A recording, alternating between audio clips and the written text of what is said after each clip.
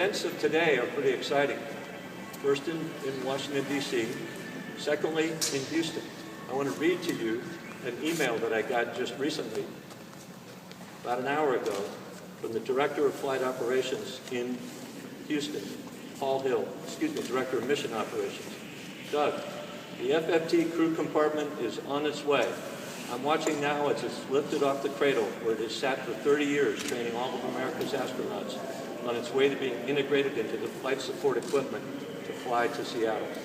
The crew compartment will arrive here at 10 o'clock in the morning on June 16th, and we're welcoming everybody to the museum to see it arrive.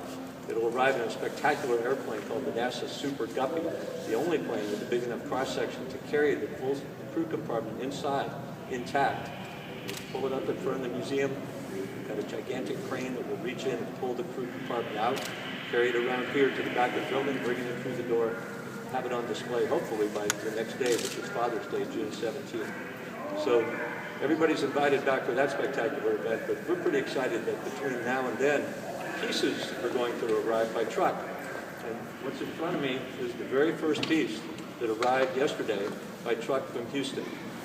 So you see behind me, the model of the shuttle, about the size of a Boeing 737. We saw it today flying on the back of the 747 in Washington, D.C.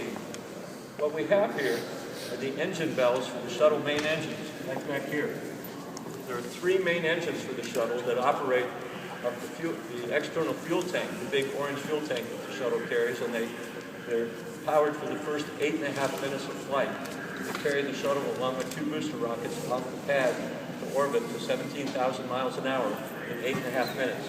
Then they shut down, the fuel tank separates, and they're basically passengers. They ride along the whole rest of the way, fly back to Earth, refurbished, and ready for the next mission. They're not used again in orbit. These smaller engines, the orbiting maneuvers, so orbital maneuvering system are used to deorbit the shuttle, slow it down enough so that it comes back down.